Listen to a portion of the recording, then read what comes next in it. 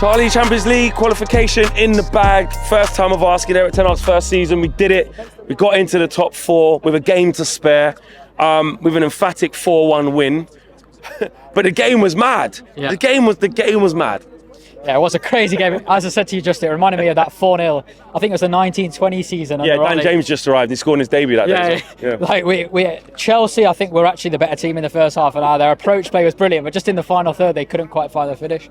Casemiro again coming with a crucial goal. He's brilliant, yeah. And a very underrated part of his game, scoring goals. If you look back at his career at Madrid, he tends to average sort of 5+ goals a season, which is vital. Just to add a few goals. You look at Rodri at City, adding a few goals to his armoury. Just helps you a little bit when you need a goal. Scored a goal in a cup final as well against Newcastle. He's actually scored, wins us the game last week. He scores big goals, settles us down after like 8 minutes or whenever we scored today. Like he's scoring important goals. He's a better finisher than some of our attacking players in the box. To no be comment.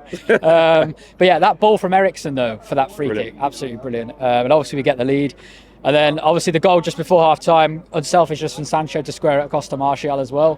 Do you know what? Let's pause there actually, because Sancho, I want to talk a bit more about him, because I felt that was one of his best games in a long time in terms of his decision-making, his delivery, his execution, his work rate, and on the right-hand side.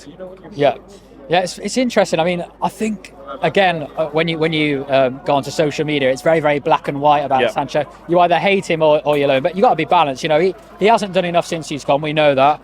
He's had a very, very tough time. I hope he's recovered from that. But I tweeted about it the other day. I think it's all about sort of player profiles. I think as we Sancho needs to do more himself, but as we dominate more games of football, I think you'll see more of Sancho. What did you think of him today, though?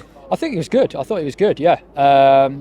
Still a few areas to improve, intensity-wise, but again, I think he looked better on the right than he did on the left. Actually, when he went over to the right, I think that somebody made a good point the other day, and I agree with this. Luke Shaw or Malacia on the left, very, very often, sort of stay in our build-up phase, very, very often. So when Sancho is playing on the left, this is not an excuse for Sancho. I'm going to explain in a minute, but Sancho doesn't have very often that support on the left-hand side. He's left in ISO, isn't he? Yeah. And if you leave Rashford or Garnacho in isolation, that's absolutely fine because you expect them to beat a man. But you're left with Sancho, and when we're coming up against low blocks, you've got their fullback and a midfield player or one of their wide players up against Sancho, and we know he's not the type of player to beat 2 or 3 men. So that is a little bit of a thing that Eric Ten Hag's going to have to work out, especially if we bring Ahmad back next season. Where is Sancho going to fit in? Because I think on the left, with how we're using Shaw and Malacia inverted, I think it could be a slight problem in terms of we've got Rashford and Garnacho on the left who provide that sort of direct outlet. But when Sancho's there, I don't think the dynamic's quite right. But look, it's Ten Hag's first season. Hopefully he'll work out. And will he look to build around Sancho? He's got these questions going over his head. He's going to have to think, am I going to build around him? Or if not, you're going to have to come on here and there and try and make an impact. And it is, you're looking for like the longer plan for him, or the longer profile of where he's going to be, what he's going to be like. But it was interesting that he was on the right hand side. Well, I don't know why he was on the right hand side, but the fact he was on the right hand side, to see him, out there doing that, it's like there's a little glimmer. Maybe there's something there. Defensively today, I mean, it's weird. It's like, because I'm looking at Lindelof individually, like some good interceptions and stuff, but the amount of chances that we conceded, like it just wasn't. Why is that happening? Because we can't control games? Yeah, because we got too many transitions. So we turn the ball over too easily, and then Casemiro's left in a huge amount of space. And Casemiro's decision making, he often dives in. Sometimes he wins it. It's a sort of risk-reward game. Sometimes he wins it and he breaks play up. But if he misses the ball, we know this is the issue if we bring Mason Mount in as well next season and we play with 2 higher rates and you just have Casemiro sitting. If Casemiro goes to press and he misses that ball, you're left with an issue because you've got a huge gaping sort of hole in midfield. But again, it's his first season, Ten Hag. We need to improve our sort of pressing structure, of course we do. But yeah, I thought Lindelof didn't have as good of a game as he had in the past. I think he had an okay game, but I think a few times he got caught out sort of in the first half. And Varane again was okay, but I thought we did get caught out defensively, particularly with overlapping runs as well. We didn't track them on the overlaps. Mudryk kept getting through quite a lot, flashing some balls across the box. Okay, so overall then, we've got in the top 4.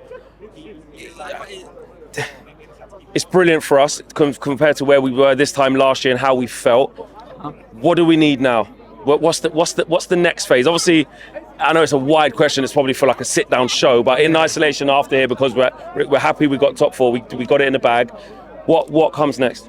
Well, we need new signings and we need to get rid of players. So we need some sort of goalkeeper, whether it be a first choice or a backup. We need a right centre back to rotate or start ahead of Varane. At some point, we'll see how that goes. We need.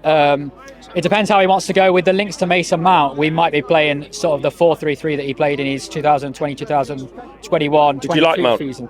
At a lower price than's been quoted, maybe. Yeah. But Profile-wise? it depends what Ten Hag wants to do. If he wants to play with these 2 advanced states, I think Mason Mount's some parts of his game are underrated. I understand the concerns.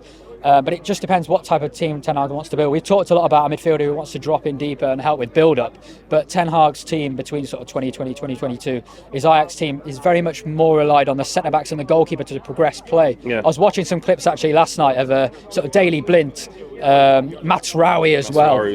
They were the players rather than Klaassen and Alvarez, who was he was brilliant in central midfield. Yeah. But they were not experts at dropping in and sort of building up play. So it depends how Ten Hag wants to go. But obviously Declan Rice we've been looking at as well, but price is going to be very, very big. And then obviously we need a centre forward, whether that be, I think Kane, it looks like we're going to go for Kane, if not Gonçalo Ramos. So that's what we need. We need to get rid of players. Look, Maguire will go, McTominay will go, Van der Beek will probably go.